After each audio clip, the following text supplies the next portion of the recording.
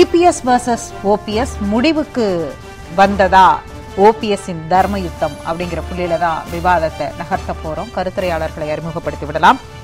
அதிமுக முன்னாள் எம்பி திரு KC பழனிசாமி, தமிழ் மாநில காங்கிரஸ் கட்சியிலிருந்து திரு முனவர் பாட்ஷா, தமிழ்நாடு முஸ்லீம் லீக் கட்சியிலிருந்து திரு VMS முஸ்தபா, அரசியல் விமர்சகர் திரு பொங்கலூர் மணிகண்டன், ஓபிஎஸ் ஆதரவாளர் திரு கண்ணன். அனைவருக்கும் வணக்கம். கண்ணன், நான் உங்ககிட்ட இருந்து தொடங்குறேன். நீதிமன்றத்திற்கு இபிஎஸ் தரப்பு செல்கிறார்கள். கட்சியுடைய சின்னம், கட்சியுடைய கொடி பயன்படுத்தக்கூடாது, கட்சியுடைய பெயர் உள்ள லெட்டர் பேடு கூட பயன்படுத்தக்கூடாது, அதற்கு அனுமதி அளிக்கக்கூடாதுன்னு சொல்லி அவங்க போனதற்கு இன்றைக்கு இடைக்கால தடை விதித்திருக்கிறது சென்னை உயர்நீதிமன்றம். அதிமுகவை மீட்பது, அதிமுகவிற்கான தர்ம யுத்தம், இப்படிதான் இவ்வளவு நாளா சொல்லிட்டு இருந்தீங்க. இப்ப நீங்க அந்த கட்சியை சின்னத்தையோ கொடியையோ பயன்படுத்தக்கூடாதுன்னு இன்றைக்கு சென்னை உயர்நீதிமன்றம் தடை விதித்திருக்கிறத எப்படி பார்க்கறீங்க? வணக்கம். நியூஸ் 7 தொலைக்காட்சிக்கும் நியூஸ் 7 நேயர்களுக்கும் வணக்கம். பொதுவாக நீதிமன்றங்களில் தீர்ப்பு எப்படி இருக்க வேண்டும் என்றால், நீதி நிலைநாட்டப்பட்டிருக்கிறது என்கிற நம்பிக்கையை நீதிமன்றங்களுடைய தீர்ப்புகள் பொதுமக்களுக்கு கொடுக்க வேண்டும். ஆனால் இந்த நீதி நிலைநாட்டப்பட்டிருக்கிறதா? சின்னத்தையோ கட்சியையோ கொடியையோ ஒரு இயக்கத்திற்கு வழங்கக்கூடிய பொறுப்பை தேர்தல் ஆணையம் வகிக்கிறது.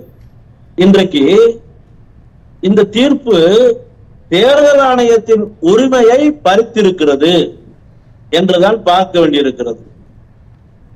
அது எப்படி சின்னத்திற்கும் கொடிக்கும் ஒரு நீதிமன்றம் தீர்ப்பு வழங்க முடியும்? நீதிமன்றத்திற்கு இல்லாத உரிமையை நீதிமன்றம் எப்படி கையில் எடுத்துக் கொள்ள முடியும்? தர்ம யுத்தம் முடிவுக்கு வந்துருச்சு. நாங்க வந்திருக்கான்னு தான் கேட்டோம், அவர் வந்துருச்சு. இபிஎஸ் தான் வலிமையானவர், கட்சி அவர்கிட்ட தான் இருக்கு. இடி, ஐடி எல்லாவற்றையும் எதிர்க்க துணிந்துதான் அவர் பாஜகவையும் எதிர்த்து நிற்கிறார். அதனால் அவர்தான் அதிமுகவிற்கு இன்றைக்கு வலிமையான தலைவர் அப்படிங்கிறார் முனவர் பாட்ஷா. இந்திய அரசியலில் சேர முடியாத கட்சிகள், சேரக்கூடாத கட்சிகள் சில இருக்கிறது.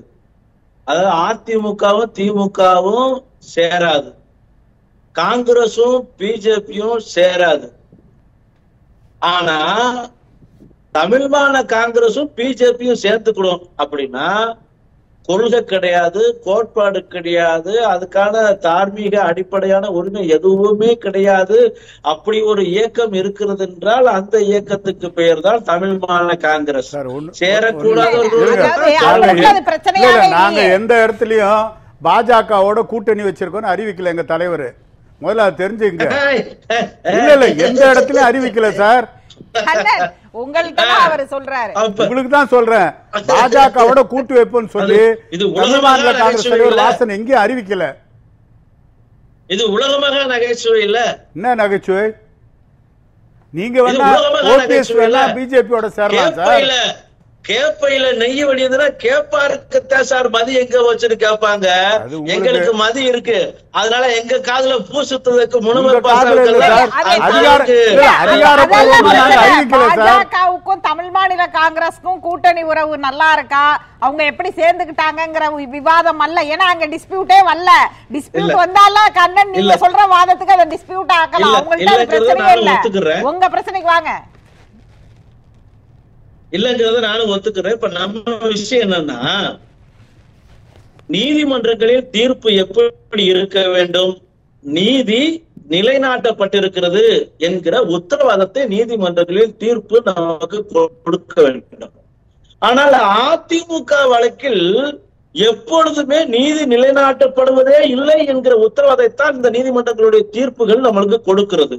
ஏனென்றால் அதிமுகவுக்கு என்று ஒரு விதி இருக்கிறது. புரட்சி தலைவர்களுடைய விதி ஆன்மா என்று சொல்லப்படுகிறது. ஆனால் அது எதையுமே பொருட்படுத்தாமல் நீதிமன்றங்களுடைய தீர்ப்பு அமைந்து விடுகிறது. நேற்று தேர்தல் ஆணையம் என்ன சொல்லுகிறது? இன்னமும் அதிமுகவினுடைய 2022 ஜூலை 11 பொதுக்குழுடைய தீர்மானத்தை முழுமையாக நாங்கள் அங்கீகரிக்கவில்லை, ஏற்றுக்கொள்ளவில்லை என்று நேற்று தேர்தல் ஆணையம் சொல்லுகிறது. ஆனால் இன்றைக்கு கொடியை பயன்படுத்தக்கூடாது, சின்னத்தை பயன்படுத்தக்கூடாது, அதற்கு தடை விதிக்கிறேன் என்று ஒரு நீதிமன்றம் தீர்ப்பின் மூலம் சொல்லுகிறது என்றால் இது தீர்ப்பா இல்ல என்ன என்றுதான் நம்மளுக்கு கேட்க தோன்றுகிறது. தீர்ப்பு எப்படி இருக்க வேண்டும், இப்படியா இருக்க வேண்டும்? நீங்க அதிமுகவுடையதுக்கு மட்டும் நீதிமன்றமா செயல்படல அப்படின்னா அவங்க சட்டத்தின் முன் தானே செயல்படுறாங்க. நீங்க நீதிமன்றத்தையும் இப்போ ஒரு வழக்குதாரர் மாதிரி ரேஞ்சுக்கு டீல் பண்ணா அது எப்படி இருக்கும்? இல்ல, நீதிமன்றத்திற்கு வரைமுறைகள் உண்டு. சட்டத்தினுடைய ஷரத்துக்கள், எந்த விதிப்படி எந்த சட்டத்தின் அடிப்படையில் ஒரு விஷயம் மீறப்பட்டு இருக்கிறது இல்ல ஒரு விஷயம் தவிர்க்கப்பட்டிருக்கிறது என்று சுட்டிக்காட்ட வேண்டும். ஆனால் சின்னத்தையோ கொடியையோ கட்சியினுடைய அமைப்பையோ இப்படித்தான் பயன்படுத்த வேண்டும் என்று சொல்லக்கூடிய அதிகாரம் இந்திய தேர்தல் ஆணையத்துக்கு தான் இருக்கிறது, நீதிமன்றத்துக்கு கிடையாது. இன்னொன்று, ஒரு கட்சியினுடைய கொடியும் சின்னமும் பேட்டன் ரைட்ஸ் கிடையாது. தமிழ்நாட்டில் அதிமுக சின்னமாக கருதப்படுகிற இரட்டை இலை சின்னம் கேரளாவில் சுயேட்சை சின்னமாக மாற்றப்படுகிறது. இதை இப்படித்தான் பயன்படுத்த வேண்டும் என்று கோர்ட் சொல்ல முடியாது, சொல்லக்கூடாது. இது நீதிமன்றம் தன்னுடைய அதிகாரத்திற்கு மீறிய செயலாகத்தான் செயல்பட்டு இருக்கிறது. நீதிமன்றம் இதை முடிச்சு வைக்க முடியாது அப்படிங்கிற வாதத்தை நான் முதல்ல நீங்க சொல்லும் போது அதுக்கு தான் நான் வந்தேன். அப்ப உங்க லைன் டிஸ்கனெக்ட் ஆயிடுச்சு. அந்த வாதத்தை ஏற்றுக்கொண்டால் கூட நீங்க நீதிமன்றத்துல அதை சொல்லலையே. நீங்க காரணமா நீங்க தானே திரும்ப திரும்ப நாள் கேட்டுக்கிட்டே இருக்கிறீங்க. உச்ச நீதிமன்றத்துல வழக்கு இருக்கு, இதுதானே காரணமா சொல்லி இருக்கிறீங்க நீங்க. இல்ல, நாங்க சொன்ன விஷயம் என்னன்னா அதிமுகவினுடைய விதிகள் முறைகேடாக திருத்தப்படுகிறது, அதிமுகவின் ஆன்மா சிதைக்கப்படுகிறது, அதிமுகவினுடைய பைலா இஷ்டத்திற்கு வளைக்கப்படுகிறது. இதை நீதிமன்றம் நீதி நிலைநாட்டப்படுகிறது. அந்த இஷ்டத்துக்கு வளைக்கப்பட்டதுல ஓபிஎஸ் அடக்கம்ங்கிறதான் கேசிபி முதல்ல சுட்டி காண்பித்தார். இல்ல, அண்ணன் கேசிபி சொன்னது உண்மைதான். ஆனால் எப்பொழுது சொன்னார்?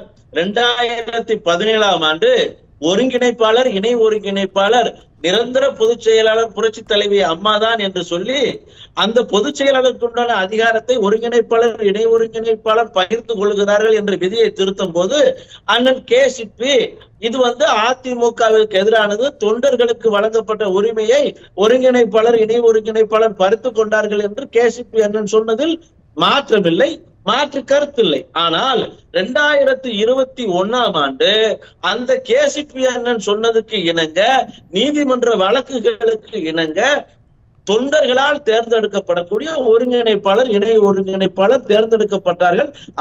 அதிமுக அங்கே அப்பொழுது சரி செய்யப்பட்டது. ஆனால் இதை திட்டமிட்டு சிதைத்து குலைத்து ஒட்டுமொத்த அண்ணா திராவிட முன்னேற்ற கழகத்தினுடைய பைலாவே உழைத்து ஒண்ணுமில்லாம ஆக்கி 10 மாவட்ட செயலாளர் முன்மொழிய வேண்டும், 10 மாவட்ட செயலாளர் வழிமொழிய வேண்டும், 5 ஆண்டு காலம் தலைமை கழக நிர்வாகியாக இருக்க வேண்டும், பழனிசாமி என்ற பெயர் தான் இருக்கக்கூடாது என்பதை தவிர மற்ற எல்லா விஷயமும் இருக்க வேண்டும் என்று சொல்லி அதிமுகவினுடைய ஆன்மாவே சிதைத்ததுக்கு பிறகும் கூட இது வழக்கு மன்றத்திற்கு, வழக்காடு மன்றத்திற்கு செல்லும் போது வழக்காடு மன்றம் எதை பார்த்திருக்க வேண்டும்? அதிமுகவுடைய விதி பைலாஸை பார்த்திருக்க வேண்டும். கட்சியை மீட்கத்தான் தர்மயுத்தம். அதிமுகங்கிற கட்சியை மீட்க தர்மயுத்தம்னா அதிமுக பெயரையே நீங்க பயன்படுத்த கூடாதுன்னு ஒரு தீர்ப்பு வரும்பொழுது எப்படி நீங்க அந்த அதிமுகவுடைய ஆன்மாவை காப்பாற்ற போறீங்க, அதிமுகவை மீட்க போறீங்க? இது தீர்ப்பு இல்ல, இது இடைக்கால தடை உத்தரவு. இந்த தடை உத்தரவு என்பது மேல்முறையீட்டுக்கு உகந்தது. தடைக்கு தடை வாங்கக்கூடிய காலம் ஓரிரு நாட்களில் அமைந்துவிடும். இது டெக்னிக்கல் மிஸ்டேக்கால நடந்த விஷயம். அதனால இந்த தடைங்கிறது எங்களுக்கு ஒரு பெரிய விஷயம் கிடையாது. இந்த தடையை உடைத்து தடைக்கு தடை வாங்கக்கூடிய விஷயங்கள் டெக்னிக்கல் மிஸ்டேக்ல இதுல என்ன டெக்னிக்கல் மிஸ்டேக்? அதாவது அண்ணன் ஏற்கனவே அந்த டெக்னிக்கல் மிஸ்டேக் கேசிபி சொல்லி இருக்கிறார். நாம விஷயங்கள் உரிய விளக்கங்களை சரியான முறையில் கொடுக்கப்படும் போது அந்த காலகட்டம் முன்னுக்கு பின் முரணாக மாறிவிடுகிறது. அதனால் எக்ஸ்பர்ட் தீர்ப்புன்னு சொல்வார்கள். அதன் அடிப்படையில் கொடுக்கப்பட்டது விஷயம் தான் இதில். ஆனால் இதுவுமே நீதிமன்றம் அதிகாரத்துக்கு மீறிய செயலாகத்தான் இதை பார்க்க முடிகிறது. தனக்கு இல்லாத அதிகாரத்தை நீதிமன்றம் இந்த வழக்கில் இந்த தீர்ப்பின் மூலம் சொல்லியிருக்கிறது. இது கொடுக்கவே முடியாத, கொடுக்கவே கூடாத ஒரு தீர்ப்பு. எப்படி சின்னத்தையோ கட்சியையோ கொடியையோ இப்படித்தான் பயன்படுத்த வேண்டும் என்று இன்னமும் எந்த கட்சிக்கும் எந்த வரைமுறையும் இதுவரை வகுக்கப்படவே இல்லை. அப்படி இருக்கும்போது இன்னொன்னு சின்னத்துக்கோ கட்சிக்கோ கொடிக்கோ பேட்டன் ரைட்ஸ் யாருமே கொடுக்கல. இந்த பேட்டன் ரைட்ஸ் இல்லாத ஒரு விஷயத்த இருக்கிறதா நினைச்சு நீதிமன்றம் எப்படி இதில் தலையிட முடியும், இதற்கு எப்படி ஒரு தீர்ப்பு வழங்க முடியும் என்பது முரண்பாட்டு மூட்டையாக, முட்டாள்தனத்தின் கோட்டையாகத்தான் இந்த தீர்ப்பை நாம் பார்க்க முடிகிறது. அதனால் அதிமுகவினுடைய அசைக்க முடியாத ஒருங்கிணைப்பாளராக இன்று வரை நேற்று தேர்தல் ஆணையம் சொல்லுகிறது